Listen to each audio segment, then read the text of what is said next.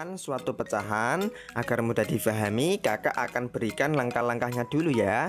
Oke, langkah pertama, pastikan penyebutnya sudah sama. Langkah kedua, jumlahkan angka pembilang. Dan langkah ketiga, sederhanakan bila diminta jawaban yang paling sederhana. Nah, misal nih kakak punya 3 contoh soal. Nomor 1, 2/5 ditambah 1/5. Nomor 2, 2/4 ditambah 1/3. Dan yang ketiga, 4/5 ditambah 2/4. Nah, kira-kira berapa ya jawabannya? Oke, mari kita coba ke contoh soal yang pertama. 2/5 ditambah 1/5. Langkah pertama, pastikan penyebutnya sudah sama. Oke, kita cek dulu. 2/5 di sini penyebutnya 5. 1/5 penyebutnya juga 5. Nah, berarti udah sama kan? Nah, kalau udah sama, berarti kita lanjut ke langkah yang kedua, yaitu jumlahkan angka pembilangnya. Nah, pembilangnya di sini kan 2 dan 1. Berarti 2 ditambah 1 sama dengan 3. Untuk penyebutnya yang bawah ini tetap sama ya, yaitu 5. Nah, jadinya yaitu 3/5. 3/5 itu udah bentuk yang paling sederhana. Kita nggak perlu sederhanakan lagi. Jadi 2/5 ditambah 1/5 itu sama dengan 3/5. Next, kita lanjut ke contoh soal yang kedua. 2/4 ditambah 1/3. Oke, kita langsung ke langkah pertama. Pastikan penyebutnya sama. Nah, di sini penyebutnya kan beda nih, 4 dan 3. Karena beda, maka harus kita samakan dulu. Nah, gimana caranya, Kak? Oke, caranya yaitu dengan menentukan KPK dari masing-masing penyebutnya ini. KPK itu apa? KPK itu kelipatan persekutuan terkecil. Nah, kita cari nih kelipatan dari 4 dan 3. 4 yaitu kelipatannya 4, 8, 12, 16, kemudian 20, dan seterusnya. Nah, sekarang kita ke kelipatan yang 3. Kelipatan 3 itu 3, 6, 9, 12, 15, 18, dan seterusnya. Nah, setelah itu kita cari nih angka yang sama dari kedua kelipatan ini. Nah, kalau kita lihat di sini angka yang sama yaitu 12. Di 4 ada 12, di 3 juga ada 12, ya kan? Nah, berarti KPK-nya itu 12. Karena KPK-nya 12, maka penyebutnya di sini kita ubah ke 12 semua. Oke, kalau penyebutnya udah kita samakan, sekarang kita cari angka pembilangnya yang sini. Ya, caranya gimana, Kak? Caranya penyebut yang sudah kita samakan tadi kita bagi dengan penyebut pada pecahan yang sebelumnya, sebelum kita ubah tadi. Oke, kemudian kita kalikan dengan pembilangnya. Berarti untuk mencari angka pembilang yang ini 12 dibagi 4 kemudian dikali 2. 12 dibagi 4 dapat 3. 3 dikali 2 dapat 6. Nah, sekarang kita cari angka pembilang yang satunya. Caranya sama. 12 dibagi 3 dikali 1. 12 dibagi 3 dapat 4. 4 dikali 1 sama dengan 4. Nah, kalau udah kita dapat semua, berarti kita ke langkah yang kedua, yaitu jumlahkan angka pembilangnya. Nah, angka pembilangnya di sini kan 6 dan 4. Berarti 6 ditambah 4 sama dengan 10. Penyebutnya tetap sama ya, yaitu 12. Nah, sekarang jadi 10/12. Sampai sini jawabannya udah benar. Tapi jika diminta untuk disederhanakan, maka kita sederhanakan dulu. Berarti kita masuk ke langkah yang ketiga, sederhanakan. 10/12 ini bisa disederhanakan ya. Nah, untuk menyederhanakan pecahan, kakak punya 2 cara. Cara pertama dengan menentukan FPB, dan cara kedua dengan cara membagi pelan-pelan menggunakan bilangan prima. Terkait dengan cara menyederhanakan pecahan ini, kakak udah buatkan video khusus cara menyederhanakan pecahan. Adik-adik bisa tonton videonya, link videonya udah kakak taruh di dalam deskripsi. Oke, kita coba pakai cara yang pertama, yaitu bagi dengan FPB. Oke, sekarang kita cari FPB dari 10 dan 12 memakai cara pohon faktor. Oke, kita mulai dari 10.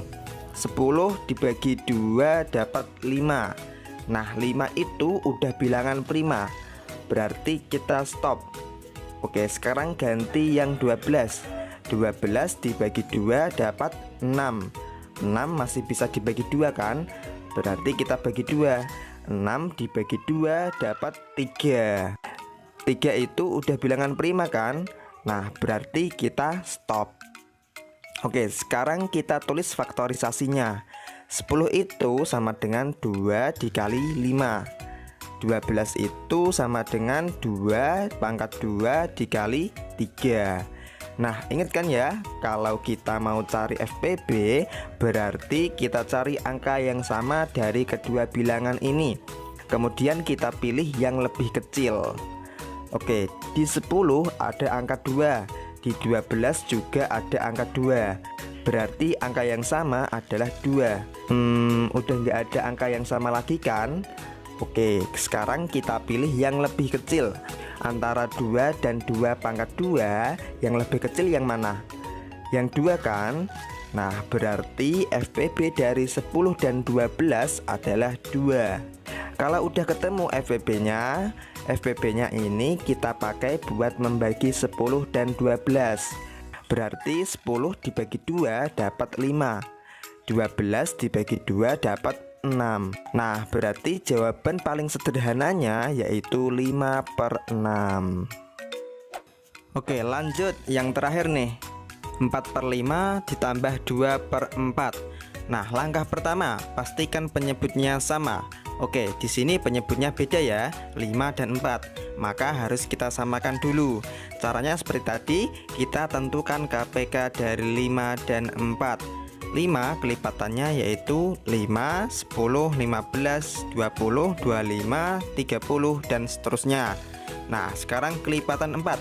4 kelipatannya yaitu 4, 8, 12, 16, 20, 24, 28 dan seterusnya.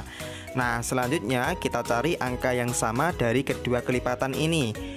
Kalau kita perhatikan di sini angka yang sama yaitu 20. Di 5 ada 20 dan di 4 juga ada 20.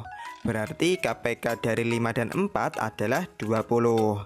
Nah, sekarang penyebutnya kita samakan menjadi 20 karena KPK-nya tadi dapat 20, ya kan?